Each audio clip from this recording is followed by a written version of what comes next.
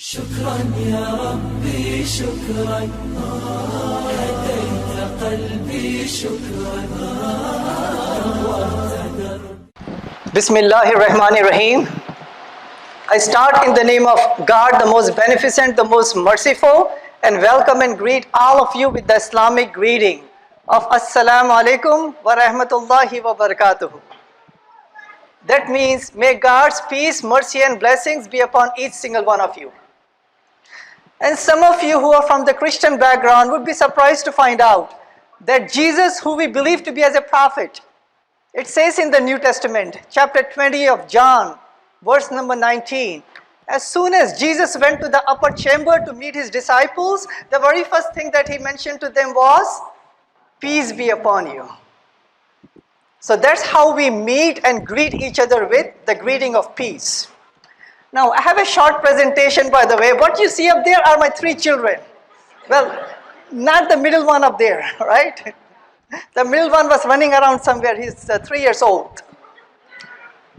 I was born and raised in India.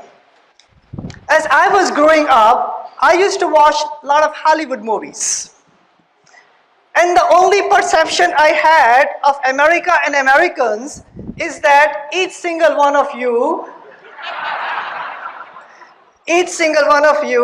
you carry weapons, you go out with the weapons, and you shoot each other out, right? I know that's not the case, right? So with that being said, I want to thank all of you. First and foremost, as I walked in here, I saw our guest with flowers and handing those to our Muslims over here. And for that, I want to applaud all of you for doing that, for showing us the alliances for with the Muslims.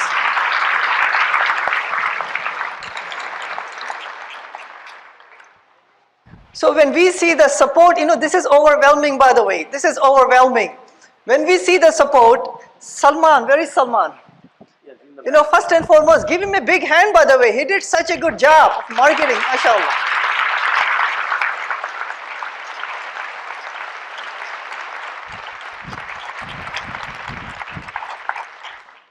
Last week he gave me a call, Brother Sabeel, we have 70 people who RSVP'd. I said, wonderful, that is very good, right?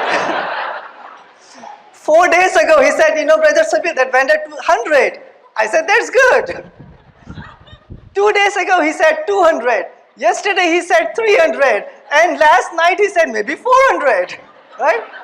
I said, Houston, we have a problem, right? But then I said, that's a good problem. I hope and pray that every mosque, every church, every synagogue has the same problem, right? Yes, give us a big hand, yeah, wonderful.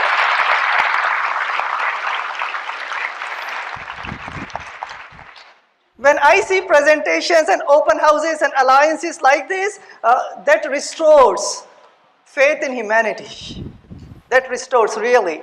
Because all day long, wall-to-wall coverage, the fear-mongering going on, we are all fearful. In fact, as I was driving here, we made a call to Norway. My in-laws are in Norway, by the way. I asked them the question, how do you feel in Norway, like far away from the US? How do you guys feel up there? And almost every single person, they said, we're all fearful. We're all fearful, not just the Muslims up there. They're all very much involved in the community, and they said we are all fearful. But this is what we told them. God is always in control. Whatever happens, there's a long-term benefit or some benefit in whatever is going on here. So as long as the good-hearted, the good-minded people come together, work together, inshallah, God willing, no fear-mongerer, no hater, no Islamophobe, no anti-Semite is going to break the alliance, the friendship, and the humanity that we have, inshallah. Yes.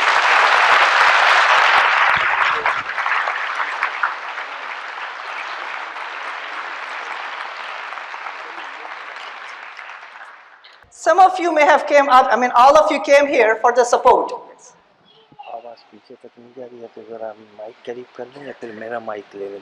Okay, let me take your mic, inshallah. These are powerful. I'm being told that in the back you cannot hear me. Yes? No? You are able to, okay. Now, okay, let me take a different mic.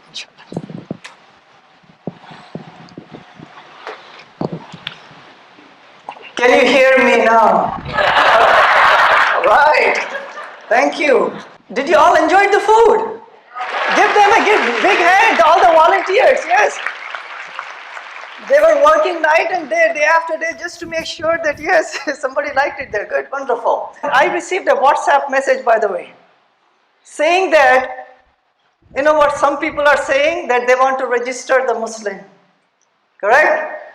So, some good-hearted people, they actually started a registry. And the name of the registry is registerus.today. And so far in the last 2 days, 21,000 people registered for it. Yes. Right? Come on. Where is my friend Ken over here? Ken. Give him a big hand, by the way. Ken. Yes. What Ken has mentioned that really touched my heart is that Ken said, you know, Dr. Sabeel, if they are going to start a registry for the Muslims, I would be the first one to register. Yes, give him a big hand again. That really meant, by the way, yes. In case if they do start a registry for the Jewish people, I would be the first one. If they start, yes. If they start for the African American, I would be the first one. If they start for the women, I would be the first one. Right? Come on, we have to. There would be a short presentation about Islam, the fundamentals, followed by the Q&A, because sometimes I do feel, just like as I was growing up in India, I had fear of the unknown because I did not knew the wonderful American people. In the same way, some people may have the fear of the unknown, lack of knowledge. And that's one of the reasons that people may have Islamophobia, fear of the unknown. So I'm going to provide a short quiz just to see where you stand in your knowledge of Islam. Are you ready for it? Yes? Your prize would be extra samosas. Right? Come on. So here is the very first question to you. By the raise of hand. Who do you think is the most mentioned prophet by name in the Quran? And you cannot look at your Google search, by the way. All right? Make sure. Okay, go for it. Raise of hands, please. Ma'am. E. Prophet Muhammad, peace be upon him. Is that your final answer? Yeah? Well, sir in the back. Well, she said Jesus. Okay, fine. Jesus is mentioned 25 times. Yes, ma'am. Abraham, peace be upon him, he's mentioned 69 times, second most number of times. Now we are down to 4. Moses, who said that? Give her a big hand, she got it. All right, good, wonderful. Yes.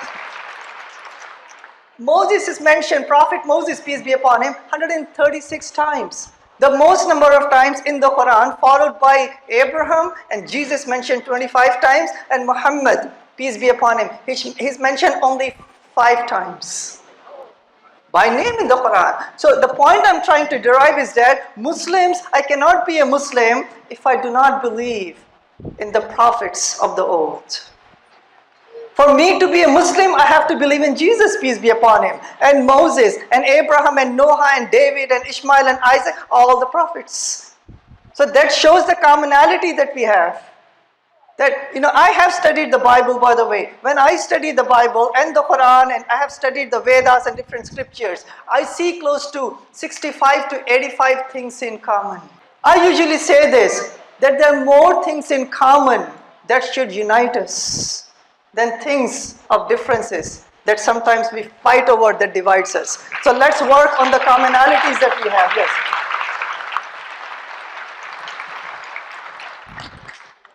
Very important question here. Who is the only lady mentioned by name in the Quran? Raise of hand. Yes, sir. Mary, give her a big hand. Give him a big hand. Yes, you got it. All right, wonderful. In fact, those who may have read the Quran has 114 sections. As we say, surahs or chapters. Chapter number 19 is known as the chapter of Mary. Yes. The whole chapter is dedicated by name to Mary. In fact, you'll be surprised to find out that in chapter 3, verse number 49, God sent an angel to Mary, and the angel is saying that, "Oh Mary, God has chosen you, God has purified you, and God has chosen you above all the women." That's the honor, the respect, and the love that Islam gives and all the Muslims give to Mary, the mother of Jesus, peace be upon them. In fact, when you see the Muslim ladies wearing the hijab, they want to reflect the chastity, the modesty that Mary used to reflect. Now this one is the easiest of all, by the way. Who do you think Muslims worship? Show of hand. Yes, ma'am. Give her a big hand. You got it. Allah, all right. Now, I asked the same question to a friend of mine in the hospital. Joe, who do you think Muslims worship?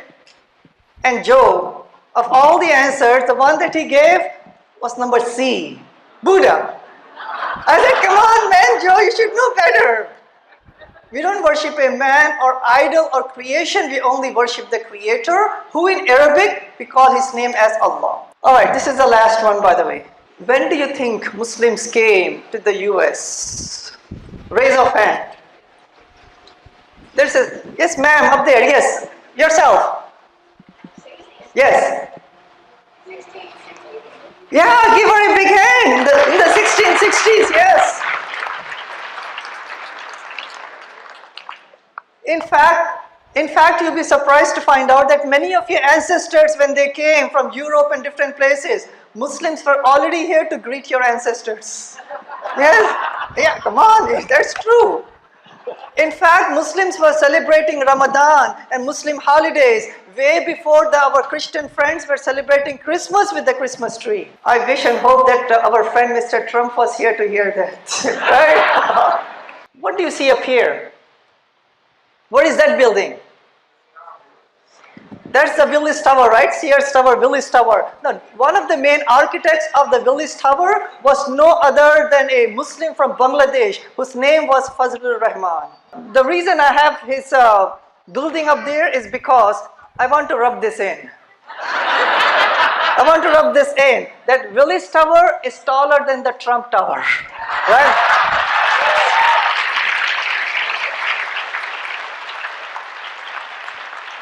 To say this. You may have heard the word Allah before. When we say the word Allah, we mean the same creator who created all of us. Just in Arabic language, his word is Allah.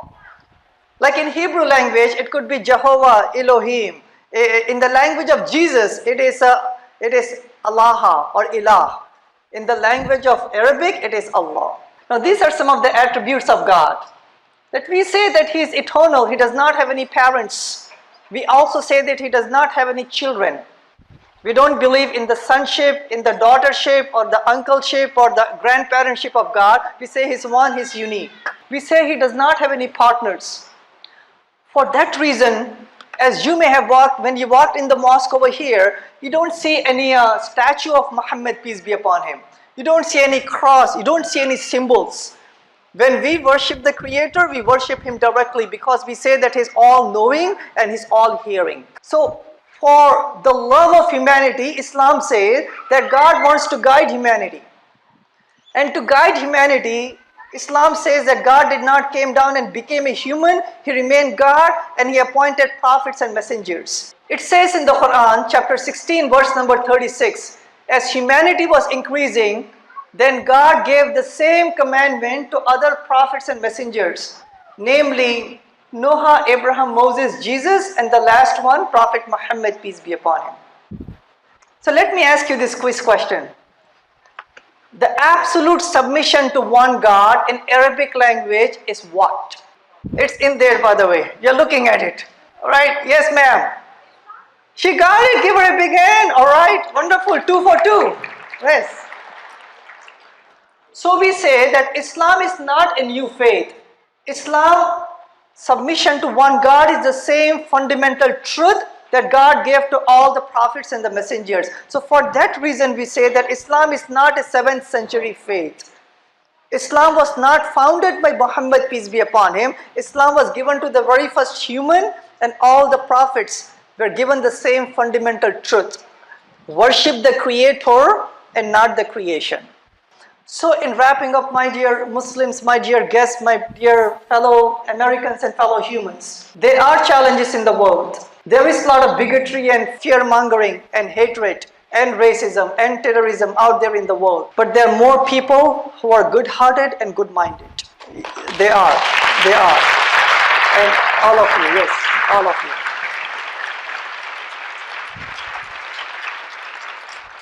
When we work together, the way that the Quran says, as our esteemed scholar has opened with the wonderful recitation, I will just give the translation. The Quran says in chapter 49, verse number 13, that, O mankind, means God is saying that, O humanity, O mankind, I have created you from one single male and one single female and made you into peoples and tribes that you get to know each other. That you get to know each other. Not that you may despise each other, but you get to know each other. And then God says that the best amongst you is the one who is the most well-mannered person. So I hope and pray that all of us working together, we can defeat fear and fear-mongering and anti-Semitism and Islamophobia, and inshallah, God willing, we can establish societies which are based upon morality, which are based upon equality, which are based upon unity, justice and peace for all. And when we do that, inshallah, God willing, not only we can make America great again, we can make, inshallah, the whole world great again. Thank you very much.